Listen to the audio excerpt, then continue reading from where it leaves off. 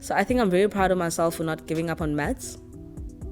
Because especially when people find that I did maths lit at school, there's always that, you know what, this maths is going to be difficult for you. Like, just try and move away from it. Don't, because you're going to fail a lot.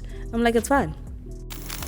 He literally was the most loving person ever. And to other teachers, he was the worst. And my thing goes back to, what are you doing as a teacher that makes him be like that? Like, what are you doing? Yes. Because I feel like the moment you start scaling at kids and you're shouting and you, for me personally, you shout at me, I black out. I can't hear you. You are watching the Edu-Knowledge Exchange Podcast show, the place where we share, learn and engage with students, graduates and experts on their academic journeys. From personal challenges to inspiring success stories, we uncover the real experiences behind university and college life. Have you ever wondered what truly goes on in the minds of students and graduates? The struggles, the breakthroughs, the game-changing tips that can transform your academic journey? We bring you raw experiences, expert advice, and unfiltered conversations to help you navigate university life like a pro. Hit that subscribe button and let's dive into the ultimate knowledge exchange. What is the motive behind the persuasion of your career choice, Bachelor of Education? Bachelor of Education. So I think mostly it's inspired by a teacher of mine. Two teachers actually. One right now is very popular. His name is Mr. Kurt Benar. So he was my maths teacher. So he had a philosophy that you don't teach maths with kids sitting and just listening and all of that.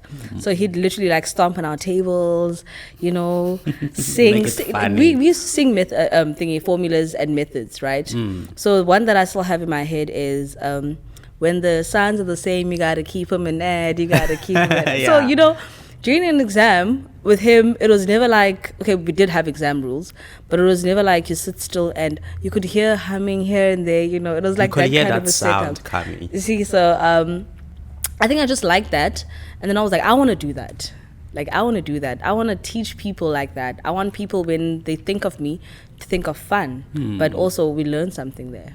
So I think, that's what I think. Okay, that is the motive behind you wanting to pursue. Okay, and then what are your majors? Are you also majoring in? I'm majoring in maths and languages, senior phase in FET, yes. So the reason why you want to do that is that you want to follow in the same step of your former teacher to actually make mathematics funny. I didn't like mathematics before. He taught me maths. So I'll be honest. Okay. Yes, but for languages specifically, I love languages. I love poetry. Okay. I love what poetry does and how differently we all interpret poetry. So that's why I chose languages. Okay. And also, I just love languages in general, not just the education language, but learning languages. So yeah. Okay. So with you having been motivated about your teacher, beside that, the passion within you, except that of being motivated by the actions or words of encouragement from someone, what do you think lies within you as a motivation to actually pursue Bachelor of Education? Honestly, that's one of the questions I've been asking myself about. Why do I want to... or what is the reason behind me wanting to do teaching? And till this day, I still don't have the answer. Honestly, and I feel like for me, I'll get that answer once I'm in a classroom setting where the kids are mine, and I get to see the difference. I mean, I've been tutoring.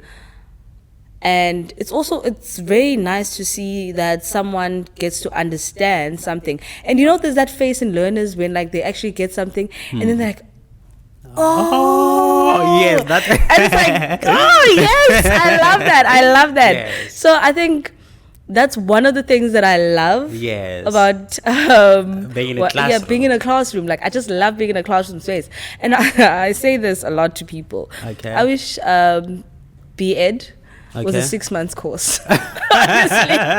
Why do you say that? Let it be a 6 months course and then we get into the classroom. Because that's where all the magic happens.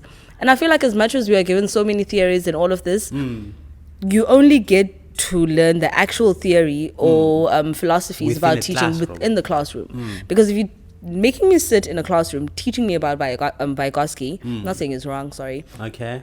But like, I'll forget what he said. But as soon as I get into a classroom, I get to experience my own thing. And as much as I'm not a researcher, but I've also got a story to tell of what I think my learners, or how I think they are able to learn through the way that I teach. But don't you think that having reduced for 8 months to 6 months of studying Bachelor of Education, don't you think that you are actually being transformed into being within a classroom where we are able to transfer knowledge of theory into practice, beside that you know the content, but now the knowledge, how do you transfer it? Do you think that will be sufficient within the 6 months? I mean, obviously not. But it's always just hopeful wishing or thinking that it is, because I've been here for 4 years and I've still got 2 years more that I need to do. And I think what made me say that, or what makes me say that till this day, is just how I just wish that I could just graduate already. Yes. You know, I'm like, let me just graduate already so that I can actually go to a class. And I think being in a classroom setting while I'm actually pursuing my degree is the reason why I'm like, I would need to get out of here. Like, I need to go, you know. So that's literally the only reason. It's not that I seriously mean by it needs to be 6 months. But it's like, in my head, I'm like, I've been here for too long. Like, just let me go already. You know, I'm amazed that you have a motive, particularly that aligns with your interest. For some individuals, for assumptions, I can say that it's for composition, for the flow of the content that is within the Bachelor of Education department. What do you think of individuals who pursue Bachelor of Education in terms of having to be compensated, or as an easy course to pursue and get to balance your life? I've always been open about this, that I don't like those people. I honestly don't like those people, because yesterday, funny enough, in a lecture, Mr. Simon said, as a teacher, so you know how they compare teachers with heart surgeons, right? And they're like, they're both important, wara wara. And I'm like, yeah, but he said a heart surgeon, when he does something wrong, that person dies. But for us as teachers, when we do something wrong, a family is ruined. Because for all you know, they're depending on that one child to turn their lives around. A community is also messed up. So our job is really essential. So now, if you as a person who does not have a passion for teaching, or doesn't do it or do it out of love, and then you're like, you know what, at the end of the day, whether or not they pass, I get paid. That mentality for me is the most sick, like the sickest or illest, or whatever word you want to call it. It's the worst thing ever, because you're not just ruining that child's life, but you're ruining the family lives, or everyone that depends on that child, right? The community as a whole. The community as a whole, because now you find out that a child fails multiple times at school, drops out of school, drugs, and then the next thing, crime. And you know, so I always take it back to the teacher. So it's the teacher that does something wrong. I'm sorry for teachers, but yeah, we bear that responsibility. We need to take accountability for that responsibility. It's the same with PGC teachers. PGCE, yes. Yeah, that's all I'll say. Okay. Yeah. Okay. But how do you think, in our generation, how do you think we can actually account for teachers to actually develop passion, beside them actually going to classroom for the sake of being there? Because I mean, now, as you said, that mathematics was made funny and engaging at a time, and now with the current generation that we have, it's of entertainment or something that gets to be funny in a classroom. But how do you think for majority we can be able to account for teachers to be in that position as well? Account for teachers who teach Yes, robots? like to make it subject funny and engaging, not just 10 page 38 and do your work. It's difficult, right? I mean, It is. And also, I think we need to understand that not every person who wants to be a teacher is all hippie and, you know. But I mean, there are different teaching styles or teaching methods. So I'm not saying that everyone needs to be, you know, all hippie and dance on tables. Yes. But I mean, there are ways in which a person can interact with a class and actually get learners to learn something. Because I've got a friend of mine who's very quiet, soft-spoken. He too is a tutor, and I've always said this to him, like, I'm so shocked as to how your kids pass when you're so soft-spoken. And then this one time, I went into his class, and I just sat there. He was getting them to like listen. Like you could see the learners are like this. Yes. And I'm like, I've never had that in my class, and I was so loud. Yes. You know, so it's not always about being hippie, and you just need to learn your learners as well. I see. You need to know their personalities, know who needs that hippie, who doesn't.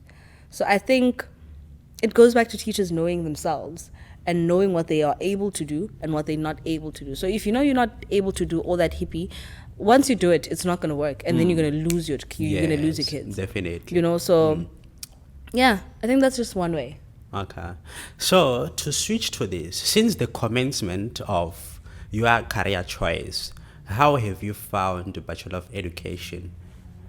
Particularly that you had levels of expectations to actually advancing your method of teaching. Yeah.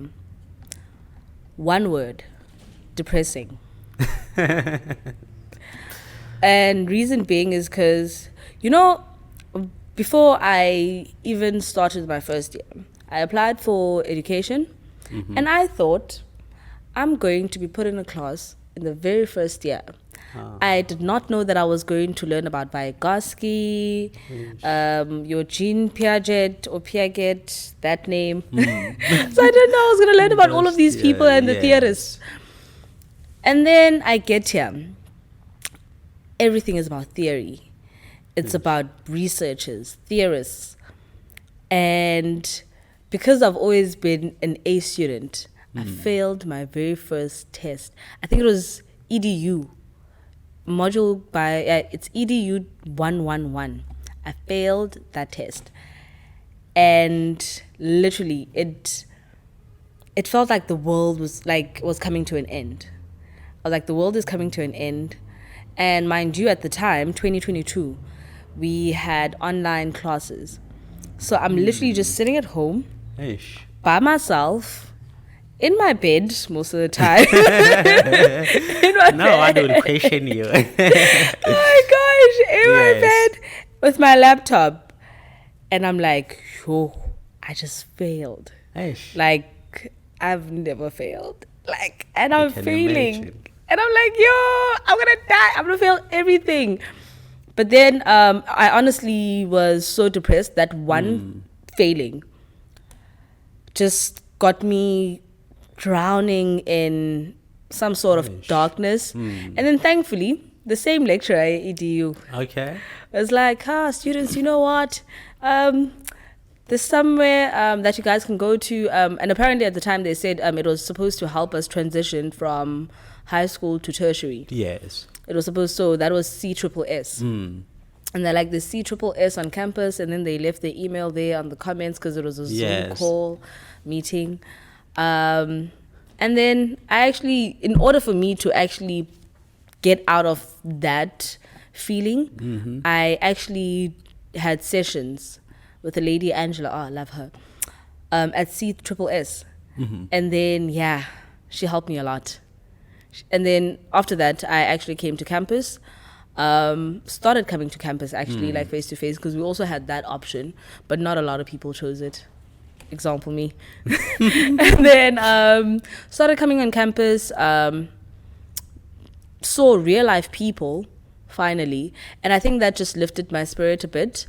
And then I was able to push through. But back to your question, education in my head and how I was going to be learning how to teach was not what I got. It was literally the total opposite of what I thought it would be, honestly. So you think that you not having found the expectations of actually being facilitated on skills of delivering your lessons is something that might have hindered your academic performance in relation to this particular module, ADU, as you mentioned, or perhaps was actually the workload or how the transition from secondary school to university in terms of digital tools utilization for learning and teaching? So I think it was the workload more than anything, because when I applied, so I don't know why I did this. I literally just applied at UW's. And I was like, if UW's doesn't take me, I'm staying at Nothing. home, applying next year again. You were so confident. I was so confident UW's is going to take me. So I was like, I'm only applying at UW's. And UWC decided that they're only going to accept me the first week of March. What? So by the time I got on campus, the same day I started the classes. So it was the first week of March. I get here. The lecturer reminds everyone, remember, today you guys are submitting 11:55. And I was like, what? I was like, wait, what? And for everyone else, they'd been on campus for like 3 weeks. Nice. So they at least know the content. I don't know anything. I don't know anyone. And I needed to submit at night. Nice. And it was, mind you, this one module is not the only module that I'm doing. Hey. I need to catch up with everything else. So as soon as I submitted my thing, when the results came back, I was like, hey, my guy, Hey. this is not going to be it. And that is literally the first module that I submitted my assignment. I failed that assignment. And that's when everything was like, Everything, hey. yes. I was like, nah, I can't do this. It's too much. It's I was too like, much. Yeah? I literally, for the first semester, I didn't have weekends for myself. I literally had no time. I decided to drown myself in work. I was not taking part in anything that I used to take part in. I just told myself, it's just my books. It's me and my books. Nice. And that was it. Literally. But yeah. I actually guess that was the most painful thing to have experienced. Upon your arrival, they'll tell you that you are submitting. You don't know the content by that particular time. But then how did you actually get to recover to that point? As I said, while I was... while I had the sessions with Angela from CSSS, I think I just started, because I was blaming myself so much. And then I just started forgiving myself in terms of, you know what, I'm not the only one. And she told me this, like, you're literally not the only student who's failing being at varsity. It's because, and the reason why your lecturer asked that you guys come here is because he knows what happens. Because you guys, and also with referencing, I don't know what referencing was. Eish. So I was like, referencing? I'm like, maybe I just need to refer this person to the website. You know how you do a bibliography? Yes. So I did a bibliography Eish, instead of referencing. So I literally had my bibliography thingy page right at the end of my assignment. I got no marks for referencing. Eish. And so I think speaking with Angela and her explaining and breaking it down to me that I'm not the only one. There's a lot that I still need to learn, and I just need to take it easy on myself. Because me drowning myself in work is also not going to help. So I think that's just knowing that I'm not the only one who's feeling the way that I'm feeling just helped a lot, honestly. You know, I do not understand why higher institutions have to commence with academic year before registration of overall students that they've accepted for that particular academic year. But having registered, actually you said that they accepted you by March, and you were so confident that the institution will actually welcome you. What kept you in that situation of hope to say, this is where I will be admitted?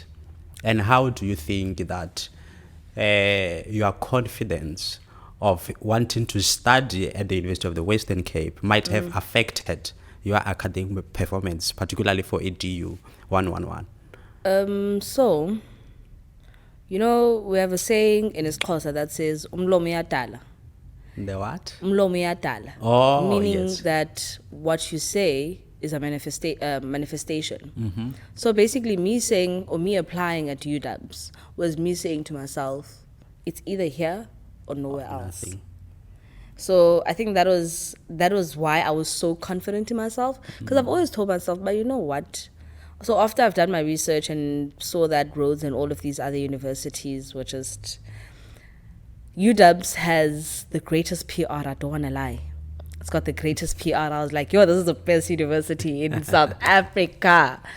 And then I was like, I need to get in here. And literally I was like, it's either here or nowhere.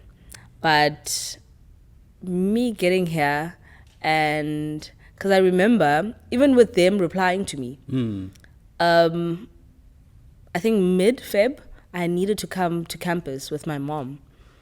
And then we literally went to the Robert Sobukwe gate. Oh, yes. They told us that because we're not vaccinated, we can't come in. Told us to walk all the way around to CPUT to go get vaccinated. We get vaccinated. We come in on campus. They tell me that, so I think it was the SRC at the time that was helping students at the gate. And then they told us that if I'm not accepted, I need to wait, I need to be patient. Because my mom is stubborn like that, she said, let's go all the way around again. And then oh my gosh, I'm trying to imagine the distance. It was a very hot summer in Cape Town. It's Feb. So we go in the gate. We go straight to the faculty. At the time, it was here at A block. And then I can't remember the lady's name, but she's the one that helped me. And she said that I was supposed to be sent an email already saying that I'm admitted. And then she asked that the email was sent, and that day was a Friday. And then I was supposed to start on the Monday. Email was never sent till we had to come back end of Feb. And then she was like, okay, she's going to get onto it ASAP. And then she sent the email before we even left, because my mom was like, we're not leaving until we see the email. So got the email, and then I needed to start the next week. And that was the Monday when I had an assignment due. So my journey at the school it was never easy. Honestly, it was never easy. Because even with finding res, never stayed on campus or any student, UWC residence. Yes. But yeah. Ash. Yeah. I mean, I think that's the most challenging experience you had in your first year. But, perhaps to interconnect that with your expectations of higher education at a time and being encountered to that challenges, do you think that your expectations were in vain at some point? They were, more or less. Because you know how, I hate this as well, how people on social media make varsity feel like it's the place to be. I didn't feel like it was the place to be. I was like, why did I do this to myself? Like, I could have gone to college and just do EP18 and then voila, I've got my certificate. And I'm like, because I was like, this is literally not what I'm expecting. And it was a lot. And we just came from COVID. Everyone was just going through a lot. It was, so I did feel like it was, it just felt like it was not, my expectations were not met at the time, Part of that, you mentioned earlier on that education is actually your passion. The feeling of being defeated or being perhaps prevented from actually fulfilling the desire of you being an educator, how did you feel at that particular time? I mean, I never at any point felt like I don't want to be a teacher. Being a teacher has been the end goal, and it still is. But it was just the process that was getting to me. I was like, it's too long, it's depressing, it's weighing too much on me. It's weighing too much on me. And then in my first year also, I was staying at home. So at least I had the support of my parents. But as much as my parents were supporting me, even though they didn't know it, they also were putting a lot of pressure. Like, because with my mom, she's one person who will know when I'm writing my tests. And then she'll be like, did you study? Why aren't you studying? Yes. Why aren't you? And then at the same time, I still need to do chores. Eish. I also had a baby at the time. Yeah. And I was like, guys, it's a lot. Eish. It's a lot. But my passion for teaching has never changed. Has never changed. It's never been a doubt of, okay, maybe now I actually want to change. There's never been any of that. The end goal's always been the same. You know, with those, having encountered those challenges, how did you get to adapt yourself to academic life? Adapt myself. Firstly, I don't think I ever did. I did not adapt. I just went with the flow. Surprisingly passed. I honestly don't know, because I think what helped me was me coming on campus, because that gave me time to actually, after my classes, go to the library, sit where there's silence, and actually do work, compared to home, where I could be in a class and someone is just calling someone from the other side of the house. And I think that's just one way that I help myself, by coming to campus physically first year and just staying in the library, doing my work when I can, and going home when I feel like, you know what, okay, I've done everything that I could for today. Yeah. That was very nice of you. How do you think that, I cannot imagine that you have went through the process of difficulty. How can you, if you were isolated, far away from home, do you think you would have been in a position to handle all of that? No. I actually am very grateful that I was at home during my first year, because as I've mentioned, so before reaching out to CSSS, there's this one day that I'll never forget. I was at home with my daughter, who at the time was less than a year old, right? And then I was drowning in work. I was tired physically and emotionally. And I think her crying triggered me, and I just let it all out. I was crying. I was doing everything. Mind you, I'm alone in the house with her. So thoughts of suicide and everything just came flooding and flooding and flooding. And for some reason that day, my mom decided to come early. And she came back home early, and then she was like, something just said I should come home. And I was like, bro, only if you knew what was going on in my head. And then she asked me what was going on, and I couldn't speak. And it's as if she knew what was going on in my head. And all I could do was cry. Literally, all I could do was cry. So I think I'm very grateful that I had to deal with all of that while I was at home. Because a part of me feels like I would not even be here. I would have maybe, I don't know. I don't think drugs. I'm very scared of drugs. But I think I would have done something worse. So yeah, I'm really grateful that I was home. We are very happy for you. With academia, you saying that you actually had expectations of actually being facilitated practically and not theoretically. How did you get to a point of having to accept that this is theory that I'm here to accumulate? Like the process of you having to gain theory. How did you get yourself to navigate the theoretical content?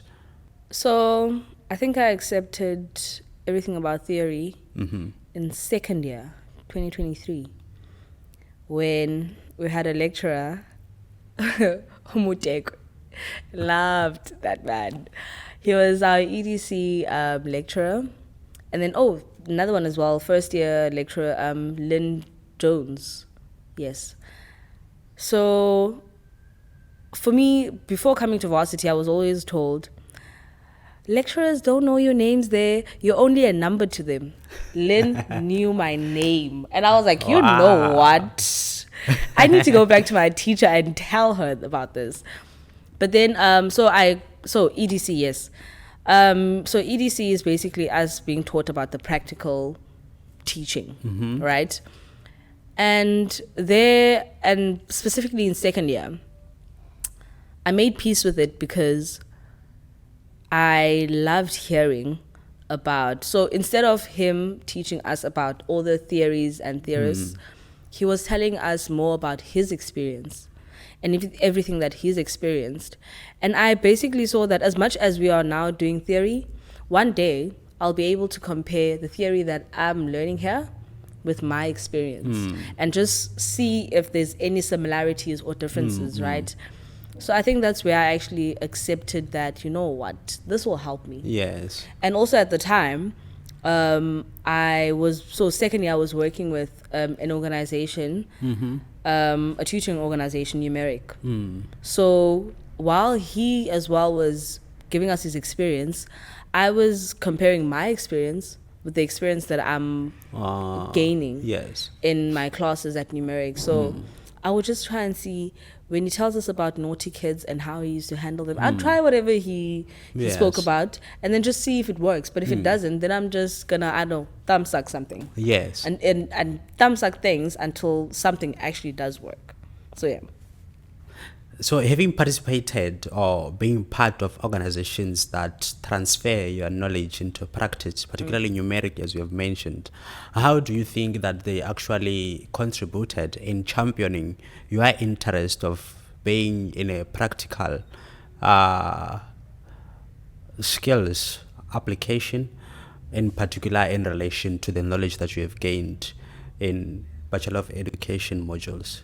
So at Numeric, right, they only tutor maths. Okay. Right? So one thing I love about them is that they don't take you to private schools where the kids are robots and they but they need to sit and listen to you. You're taken in a class in townships where kids are rowdy. Kids will say whatever they want to say to you. So I've always been told that you're so small, like you've got a really tiny body, you look like a 12-year-old. Kids will bully you. Yes. I got in a class. Kids loved me because they feel like they can actually relate to someone who is their size, or sometimes, most of the times, smaller than them. So with Numeric, so we had what you call trainings that we had every, at the time, Fridays. Every Friday, we'd come for training whereby they basically upskill me practically, right? To go back into my class and implement things that they're teaching me and all of that. So I think they help me realize that as much as I'm doing the theory there, the practical side with them, the theory was also quite important, but it all needed to go hand in hand. So I think what was frustrating me with the theory in first year was that I'm just doing theory and I'm just sitting there listening to some lady telling me about what Vygotsky said. So I think that was what was most frustrating about the theory. But then doing theory with the practical hand in hand, it just helped a lot. Yeah. That's very nice. You know, beside the interconnection of the organization that you're part of at a time and the education faculty, how do you think that, how did you actually get to balance the two? School and working? Yes. So what I love about Numeric also, it's an after-school program. And they only work according to your timetable. So you send them to your timetable, they look at the days where you are free, and for me, I think it was Tuesday and Thursday, yes. Tuesday and Thursday I was free. So I was free from 1 till late. So after 1, I leave, I go to Numeric, or literally in the morning I come, attend classes, leave at 1, go to my classes, and then I go home. And Numeric is not demanding in terms of when I'm in classes, they need me at the office. When I'm in classes, I need to be doing my lesson plans or anything like that. I do all of that at my time when I can. And if I can't, I communicate this, right? But it is required of me to have lesson plans and all of this. But it's not much that I can actually complain about and say, hey, numeric is now eating my school time. And no, it's not anything like that. So I was able to juggle between work and numeric. Ugh, school. Yes. I think that it's a greater privilege to be actually exposed to such organizations that enhances your experience as a student teacher. How do you think that it has contributed towards your practical application of skill into a classroom before qualified teacher? So I feel like if I had not been with numeric while I'm pursuing my degree, I would be a teacher that says, I'm still finding my feet. So with numeric, I feel like I'm not going to be that teacher because I already know what works for me as a teacher. And I've learned things that I was able to implement in my classes with numeric.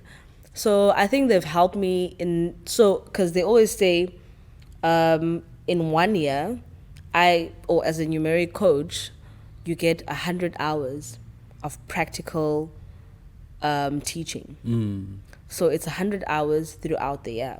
So imagine 100 hours, and then I started with them 2023, 2024, right? Yes. So that's like 200 hours for me. So I'm like, in that space, yes, I should have learned something, and I did learn something. Yes. I've learned how to find myself within the teaching space or within a classroom. I've learned how to read the room in terms of learners, like are they understanding, are they not? And I've just learned how to teach learners with different abilities, because you find that some learners learn through visuals. Yes. Some are very smart in the sense that you only explain something once and they run with it. And I also learned how to manage classrooms, right? In terms of you give them work, they are the ones that do their work faster than the others. So how do you deal with those, those itty or nitty-gritties? Yes. With the experience and knowledge accumulated already within the space of higher education, I best believe that you're going to be one amongst the best educators we'll have in this country. Let's talk about your studies. Yes. What are some of the strategies that you implement to actually ensure that you outstandingly perform academically? Still trying to find those. I'm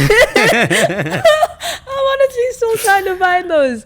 Because 1 year I'll do, let's say for example, this year I've told myself that I'm not going to study the week before the test or the exam. As soon as I get back from my lecture, when I get to my room, I revise everything.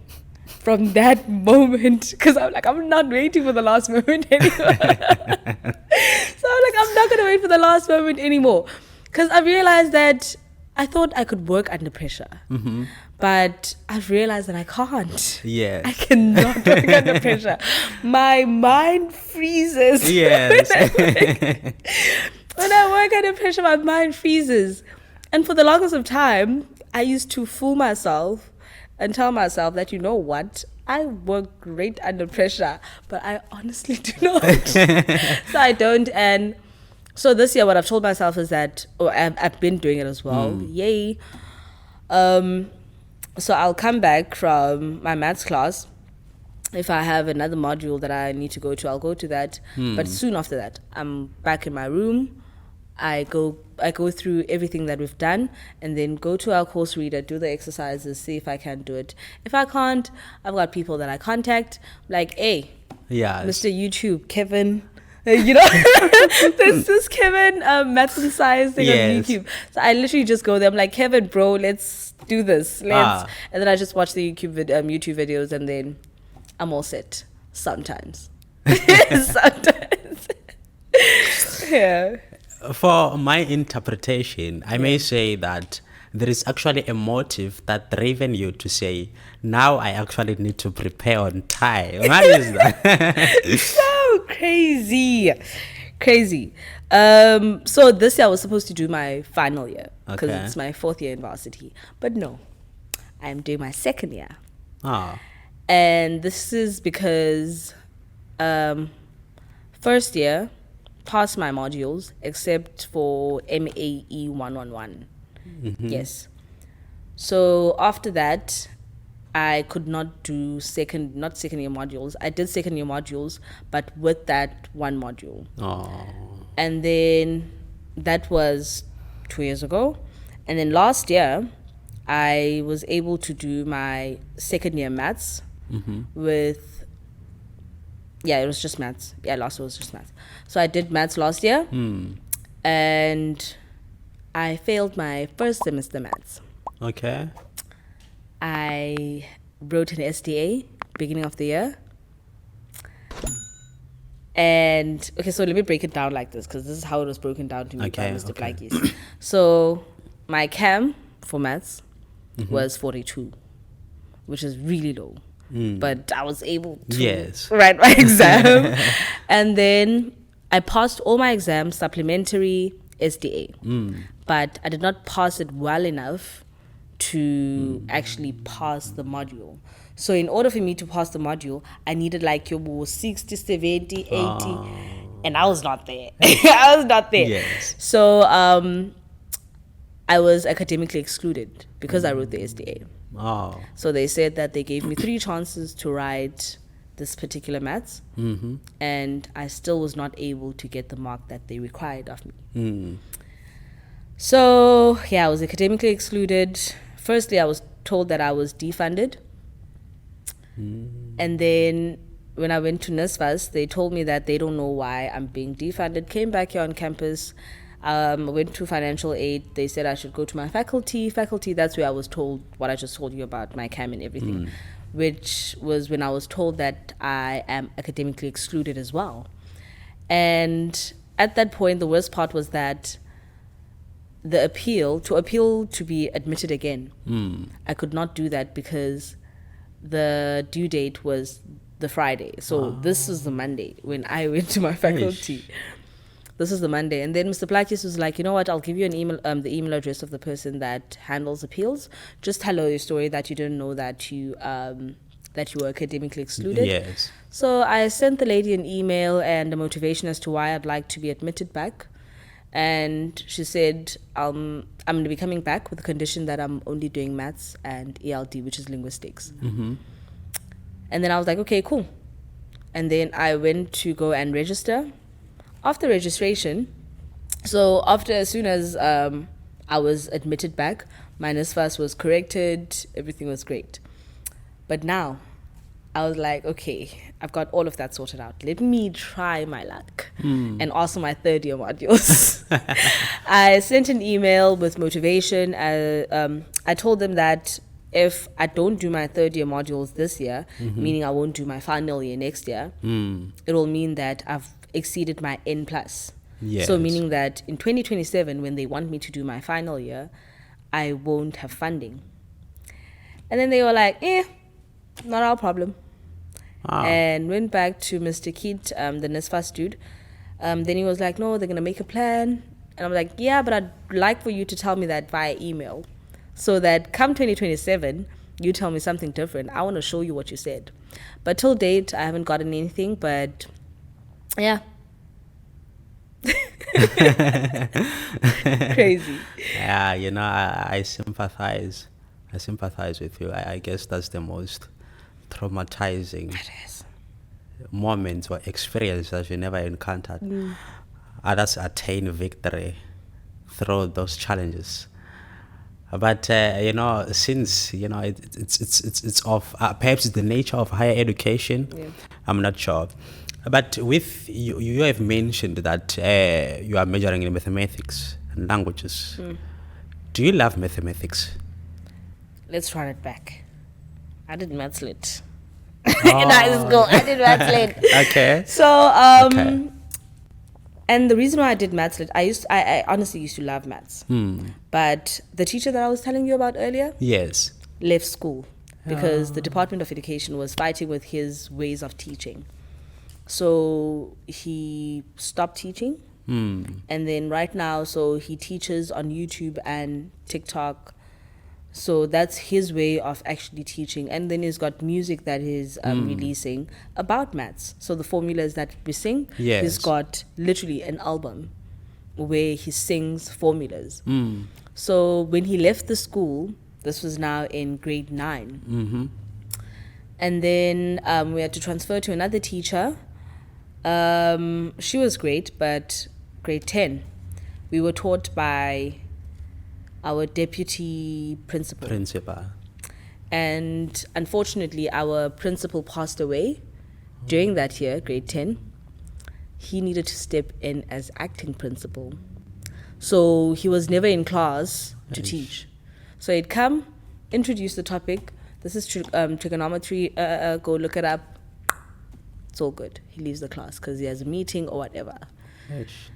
So I got a code 3 in the second term. And I decided A. Yes. And then I was like, this is it. And then my physics teacher wasn't making it any better. Because he was like, whatever mark you get for maths, you can get for physics. And then I don't want a class that is full like this. And that was a PGCE teacher. That's why I don't like them. But okay. Anyways. So after I got those marks, I decided to move to Maths Lit. And then, I did Maths Lit.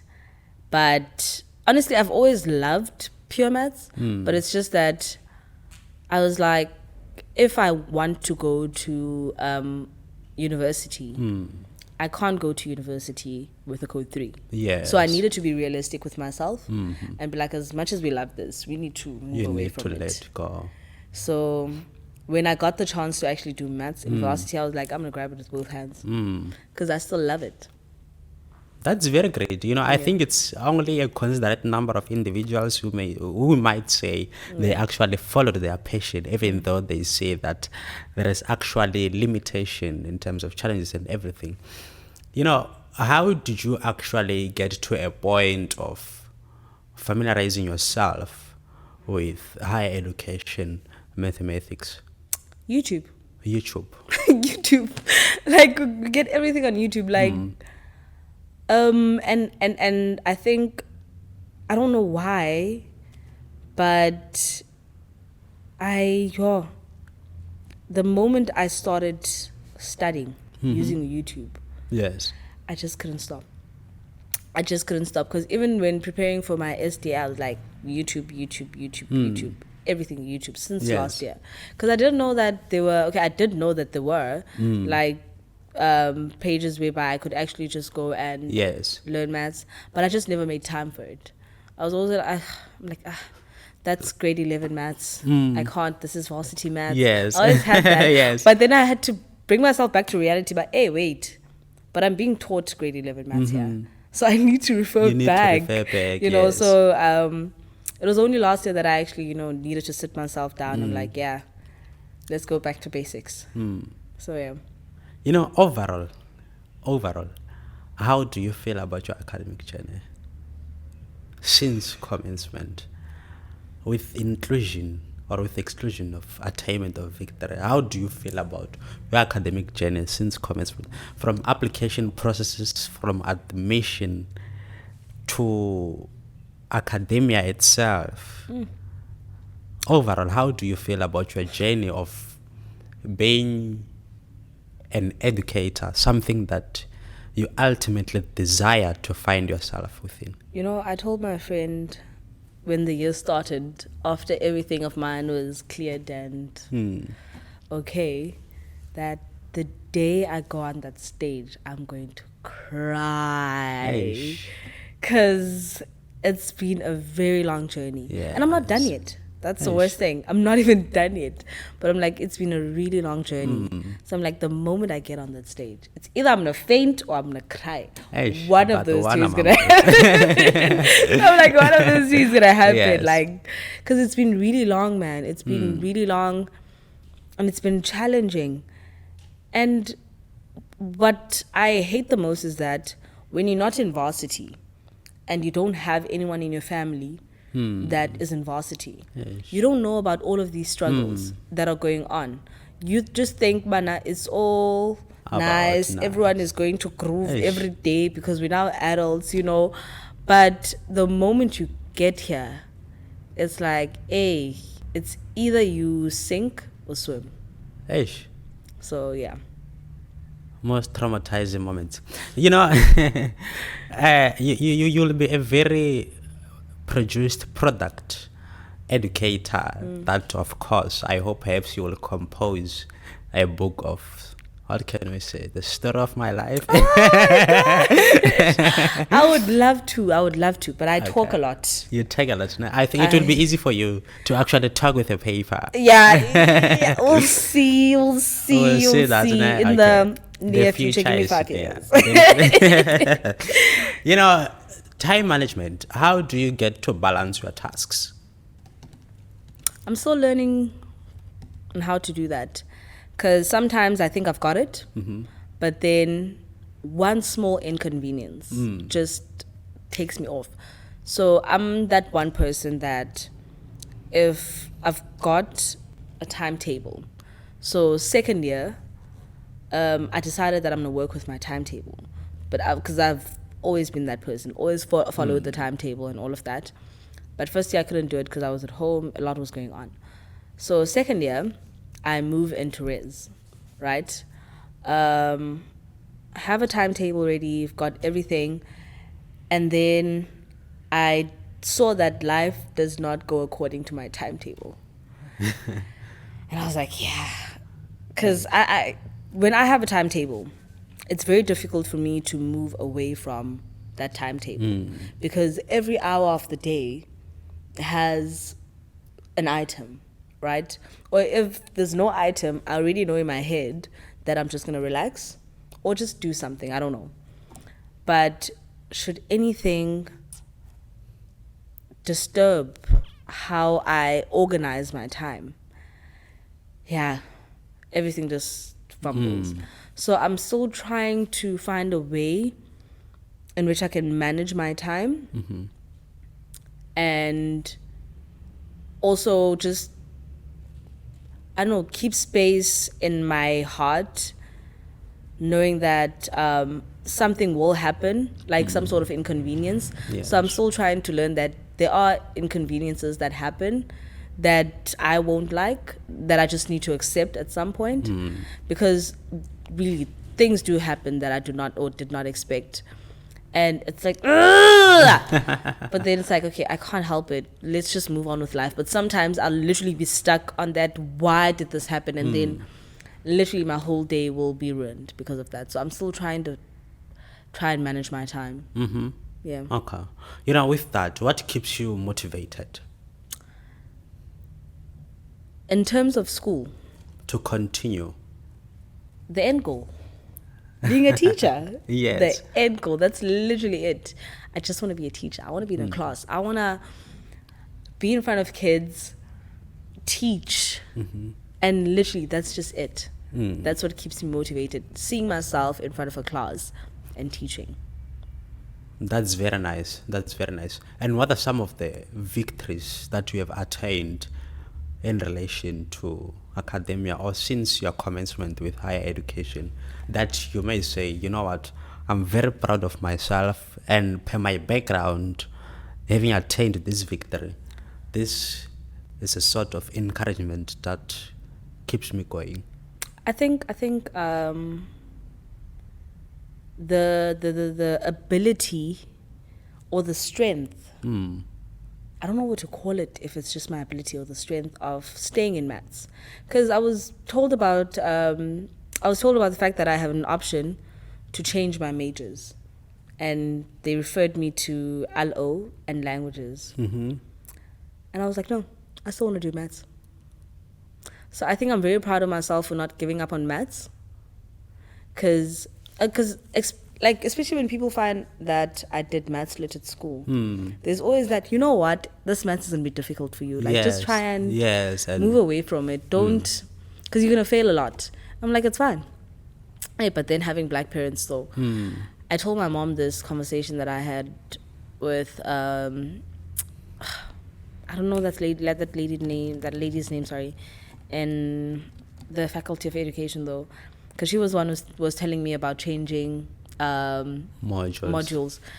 And then I told my mom this. I'm like, this lady's like, I'm still going to fail maths. Hey, what?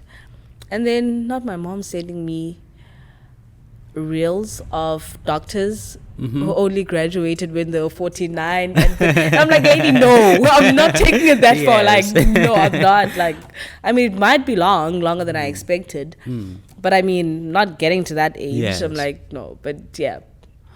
Continue exploring Edu-Knowledge Exchange Podcast, sharing our content with friends, family from different angles of society to get to know more of the knowledge that we get from our guests that we invite, get to give us the experience, the knowledge and wisdom. May you learn from this. May you continue to subscribe and watch our channel. Yes. You know, that's a application of maximum discipline and commitment towards your end goals and desires or perhaps endeavors that you wish to accomplish. How about you tell us of something that I feel like there is a motive behind your commitment, having faced the challenges that seek to demotivate you from reaching your career choice. What do you think it might be that is rallying behind you to say, go, my sister, go. We are rallying behind you no matter what. Yes. I think it's the fact that I come from a family of activists. From my grandparents to myself. So at home, I am raised by social activists, right? And I myself have become an activist. And I think, because also the women in my family are very stubborn as well. So the stubbornness that you spoke about comes from there. Yes. But it's also fueled by the fact that I'm surrounded by a lot of women that are go-getters, be it the circles that I'm in. And now this is not even family. It's people that I'm surrounded by, who are very stubborn in terms of when they want what they want, they make sure they get it, right? And I think that's what fuels me. What activism? So social activism, that would be, I'm an activist that looks into everything in terms of people's struggles in general, right? But mainly my main focus is in water. So I got a relationship, or I started building a relationship with water when in the Western Cape we had the scare of day zero. So like, you know how when you grow up, you want to play with water in summer because it's hot. Yes. Put the hose pipe Summertime. in the tap, spraying each other, getting bottles, Yes. all of that. So once upon a time we had that, right? Until there was a scare of day zero. And then our parents became water police. That's what we call them. Water police. Because you find now that parents are like, no, don't play with water because we don't have water. And then fast forward, the municipality decides to put water meters in, or change meters. Yes. Because they say that the ones that we were using are or expired and aren't working properly and all of that.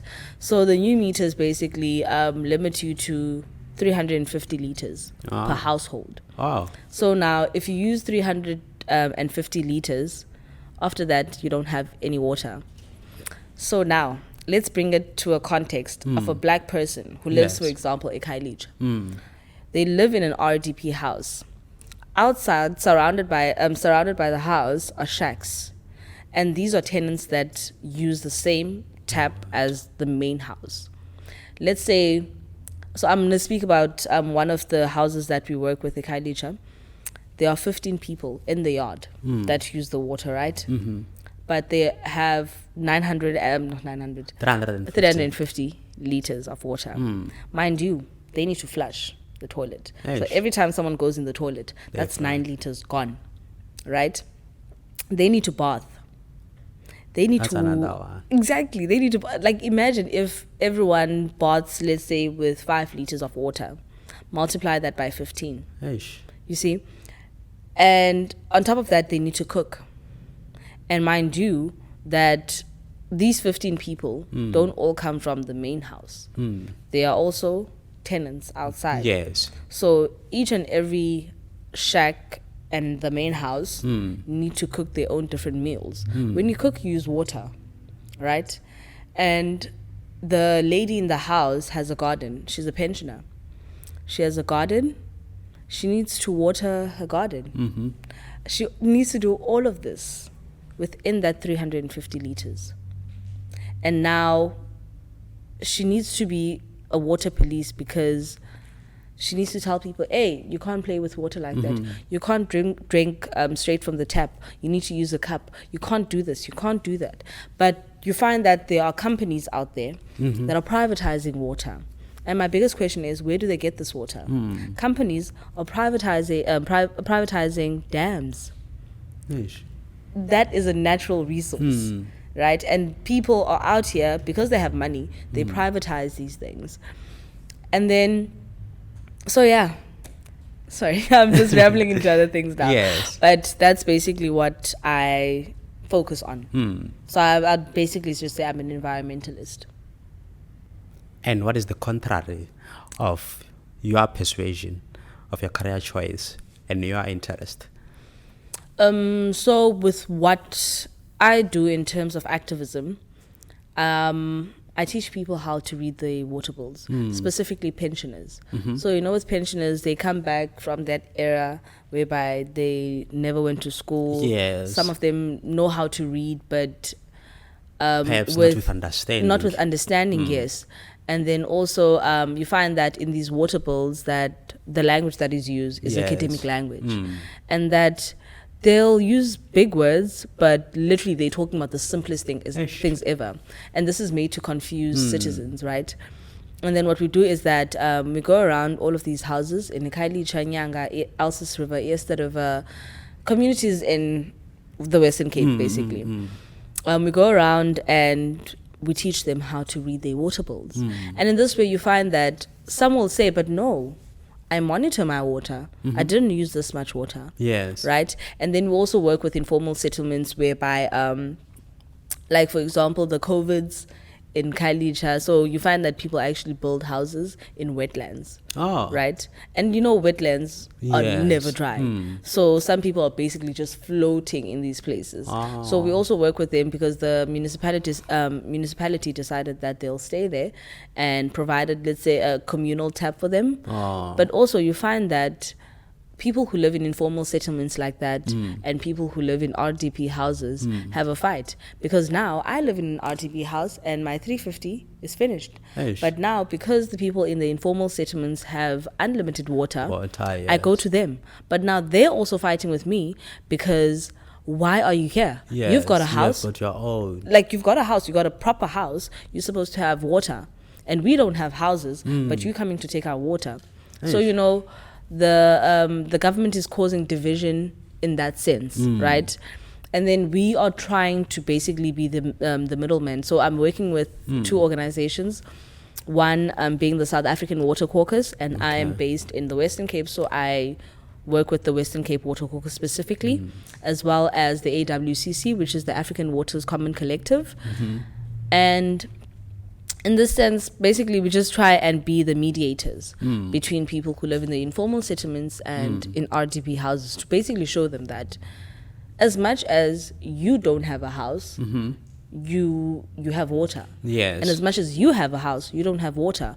So in one way or the other, you guys will need to work together, right? So, yeah, we also look into we don't dive deep into the housing issues, because there is an organization, Housing Assembly, that does that. But we just try and help where we can. But yeah. how do you think the interrelation of your activism and Bachelor of Education enhanced your confidence of actually delivering or imparting knowledge of certain things? Because, so you know how they say the older you get, the younger you become. Okay. In terms of adults, when they get older, when you start teaching them something, you need to teach them something as if they are kids and have never heard about it, right? So with me being able to help elders understand something, because sometimes you find that these elders are fixed on what they know and they don't want to learn anything new other than that, like other than what they know. So me being able to teach them and them accepting what I'm teaching them and actually getting something from what I'm teaching them, for example, how to read their water bills. Yes. I feel like it goes hand in hand with teaching, because that aha moment that I was talking about, like when kids actually get to learn something new, they also get that, right? And I find that in most of the spaces that I'm in, when I'm in my activist spaces, I'm mostly the youngest person. Most of the time I'm the youngest person, because you find that the youth doesn't really care about, get to advocate for this. Basically. And some of them, you know, they don't know about what the government is doing. They don't know that we have a water crisis. Yes. Which is not even a crisis, but I mean, companies are making it a crisis because they are privatizing our things. Hey. But okay. How it helped me boost my confidence is that I also facilitate workshops where I teach, I teach, well, not teach, but I just help people get to know their rights in terms of laws and all of these things. So I think that basically boosts my confidence, because for old people who know a lot, yes, to actually sit down and listen to me and tell me that what I'm saying is valuable, okay, and changes their lives as well. For me, that's literally it. Like, you know, with your involvement in different or various organizations that are actually related to activism, why education and not philosophical related courses that ought to enhance or expand your knowledge about everything generally? So I got exposed into activism. Well, I started being an activist in grade 7, right? But I just never knew that you could study environmental science and all of these things. Yes. I also got to know about these things when I got into varsity. But also, what I don't like about people who do environmental science is that we've worked with them in the organizations that I work with. We've worked with them, and you find that all they want to do is just extract or take data or research from communities. And they will help the communities during the time that they're working with them. And after that, they're gone. No follow-ups, nothing. And you find that now communities are so tired of academics that just come and do as they wish just because they're bringing 500 rands, for example. And these are marginalized communities that we work with. So you find that sometimes, yes, at first they were okay with just taking that 500 rands so that this person can work and do whatever they want. But like now, they've come to a realization that actually all of these researchers that come to our communities just come and get the same thing from us, and then boom, our story is published, and we're not getting anything from it. And for the AWCC, what I love the most is that there are researchers that we worked with that helped capture the stories of the communities that we work with. And last year, we had a movie that was released about the stories of all of these people, and it's so beautiful for them to see themselves and these stories being told in that manner, because whenever a researcher comes, they come, do as they wish, they're gone, you know. But yeah, that's just really why I didn't do anything that was related to activism. I see. You know, with the demand or the workload of your involvement with different organizations and your studies, how do you reach a level of prioritization or navigation? How do you actually navigate your studies and these organizations? So one thing that I understand is that my work comes first. My studies come first. Okay. So I love the fact that they understand that. And if I tell them that I can't come to something, I honestly can't. But whenever I do have time to actually go somewhere, go to a workshop, facilitate a workshop or anything like that, they know that I'm free. But also to accommodate a lot of the people that we work with. Most of our workshops will be like on a Saturday. Because, you know, during the week, some people aren't working. They are hustling because with the communities that we work with, the one sad thing is that you know that some people sleep without eating at night. So during the day, we can't take time off during the day to come and sit in a 3-hour workshop because these people need to go and hustle.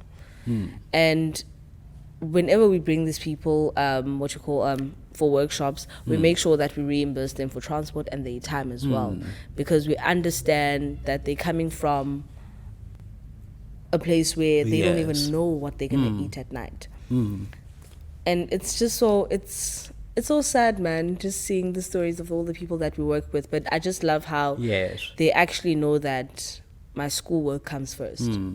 And as much as I care about everyone that we work with, but I need to prioritize myself first. What comes first. Yeah. Because at the end of the day, perhaps your association with different organizations comes from the space that you are actually within the space of education. And if now you are to neglect it, perhaps we don't know, time to time, these organizations as well may happen to, you know, with on social life, how do you actually socialize when it's like this? I do a lot. So let me not say a lot, that's traumatic, but I do socialize. Okay. In terms of I do go out, I do have fun when I can. But on average, I think I go out once a month.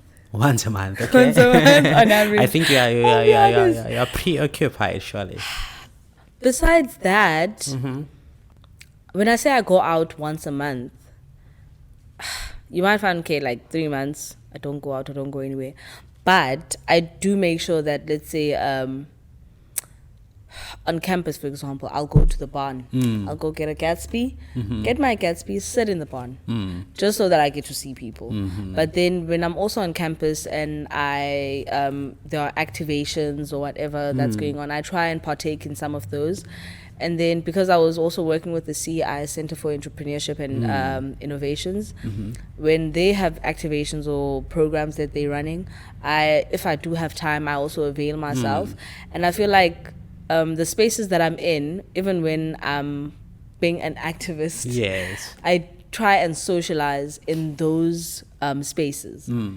But because my aunt told me to like literally get out of my comfort zone soon, because I love being in my comfort zone. So if I'm comfortable being around activists, I'll socialize with activists. And that's literally what I'm currently doing. So I'm also trying to like be a young person. Actually just let go and do what young people do. You know? Beautiful. You know, I just, with your activism, right? And beside that as well, you said earlier on that activists, not particularly activists, but those who actually pursue theoretical content based on activism, tend to take advantage of marginalized communities. And there is somewhere at some point, you have mentioned that organizations that you are in association with prioritize marginalized communities.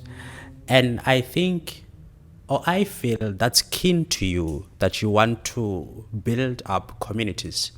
As an educator, where will you want to find yourself educating in marginalized societies, where you're going to build them a foundation, and then they see what gets to transpire with their life? Funny enough, before numeric, I told myself I'm going to teach at a private school. Don't lie. I was like, because of what everyone was saying to me, right, about the fact that if you go to a township school, kids will like play thingy pranks on you. They will disrespect you because of how small you are and all of that. I think that got so much in my head to the point where I was like, hey, I'm scared of the black skin. Yes. Black skin, I'm scared of. So I'm going to go to a white school, go to Durbanville, Yes. teach there. But as soon as I started teaching at Ekailicha, so I've taught in Ekailicha as well as Mfuleni, I actually saw that, or I realized that I want to go to marginalized communities, because as much as it's so popular in the news that a black kid in Ekailicha hit their teacher, a black kid in wherever, or colored kid in Mitchell's Plain beat their teacher or swore at their teacher. Those kids are, I think they're the best in terms of, there you can actually say, I made a difference. Whereas in private schools, these kids come from advantaged homes. They got money, they've got privileges. Even outside of you teaching them, they've got tutors, right, that they pay for. Like, you find 1,000 rand a session, and, it's crazy like that. But you find that in these communities, you can actually say, and say, Yes. I made a difference. Because you can see the difference that you make. It's not that you teach and then it's on to the next. There you actually get to see the change, and not just academically. Yes. Because I remember last year, for example, I was in a class whereby there was this boy in my class. Everyone warned me about him. The teachers were like, hey, he is the meanest, he's rude, he hits girls. He was the most loving to me. Wow. Like, literally, I'd get inside the gate and he would see me, because his class was on the second floor. Okay. And he would literally stand in the balcony. Yeah. He would see me, run to me, take my bag, then we go to class. Wow. He would make sure, so because at numeric they get snacks, he'd make sure that the snacks are there, and if the people are not there on time, he'd volunteer to actually go and check what's going on with the snacks. And then with the coach box as well, where the stationaries thingy are, he'd make sure that he brings it up for me. He literally was the most loving person ever. And to other teachers, he was the worst. And my thing goes back to, what are you doing as a teacher that makes him be like that? What are you doing? Like, what are you doing? Yes. Because I feel like the moment you start scaling at kids and you're shouting and you, for me personally, you shout at me, I black out. I can't hear you. So I feel like with some of these kids, it's similar in terms of you'll shout and everything, but they're not hearing you. But if you have a proper conversation with them, like they are human, just like they are actually, I mean, you can actually get through to them. Because when I got in the class, he would like make comments that are so inappropriate. And then we just had a conversation about, hey, yo, dude, what's up? Yes. Like, are you trying to be funny? Like, what's going on? And then after that, we were cruising nicely. Yes. So I think I actually want to see the difference that I make. I don't want to hear it from stats and You want to the be academic vibes. I just want to see the actual difference in character and in academics as well, obviously. So yeah. That's very nice. The experience that you have gained so far until now, I think when you become a graduate by then, I think just go to class. Please, let me be. Take me now. Take me now. Take me now. But to question, like, what are some of classroom management strategies or skills that you implement to ensure that there is a smooth, engaging learners attentively pay attention to say, now we want to learn? Perhaps this may help someone who may be struggling with classroom me, I'm very management. strict with routine. With? Routine. Okay. So it doesn't matter whether it's raining, it's hot, it's whatever. In my class, everyone knows you stand outside. The only way you get through is if you answer a question. Ah. So I had cards that had sums. Okay. If you don't answer the question, go to the back. You'll come and back. answer another one. So in my class, routine, it's very important. The lining up, when you get in class, if you talk, let's go outside again. Let's do this over. Because that's not how you get in a class. When you're inside the class, you speak. I've always, even with people in general, I'm like, when you speak while I speak, you're basically spitting in my mouth. That's what I always tell people. I'm like, just spit in my mouth. Do it. Like, because why are you talking when I'm talking? So we use sticks instead of having a learner shout out, ma'am, ma'am, ma'am. Yes. So you use your sticks, or because we've also got robot cards. If it's red, I know you want to say something. If it's yellow, you're not sure about something, and I'm going to ask you what that is. If it's green, you sorted. Be great. You're still with me. So, and with the robot cards, for example, it was so it was difficult for them to actually do it at first, because they'd forget and they'd have their hand up, because in their normal classes they always have their hand up or shouting miss, all of that. So I was like, no, I'm not talking to you. You know how we do it. And then I think when you are very strict with your routine with learners, it also becomes a thing. Because sometimes if I forget something that we usually do in class, I'm like, but no, we can't move on because you didn't do this. I'm like, that's when you know that, yeah. Yes. I've made it. And consistency is the key, right? Yes. So, how will you want to advance your studies? Do you want to advance your studies after completing Bachelor of Education? You want to go to honors and then become a master? Man. I don't know. I don't know. Yeah. I honestly don't know. I think it's something that I'll have to think through, like literally sit with myself and actually think through. But where I'm standing right now, no. No. Yes. I've had enough. I've been traumatized enough. And I'm like, even if I do decide to go back to school, I'm not going to go back instantly after I've graduated. So I think I just want to take a breather and just maybe process everything that has happened and tell myself that, hey, we actually went through all of that. And look at us now, So I think I want to process it. And then just maybe if I do decide to go back to school, then I'll go back to school. But also I think going back to school, so being a student and a young mother has its own consequences as well. Because right now I stay at Res, my daughter stays with my mom. I see her part-time. So I think me going back to school will still have me being put in that position whereby I'm not always with my daughter, and it's like, yeah. So I understand. You want to have that relationship as well. I mean, I think thankfully for me being at home for the first year in her life, we built a really strong relationship, and then. But I think it could still be stronger if I were there every day. Yes. Right? So,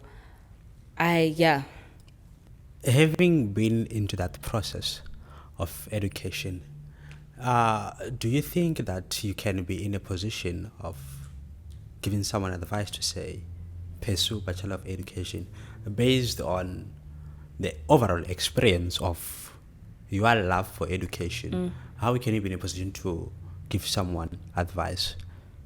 If you feel like you would do anything for it, go for it. But if you're seeing it as a second option, please don't even try and attempt it. Because I know there are cases whereby someone was like, no, I was trying this as my second option, but actually I love it now. I mean, there are those cases, but it's very rare. So I would not advise anyone to do education if they don't have a passion for it. If you don't have a passion for it, don't. Like, just don't, honestly. If you do not have passion for it, don't.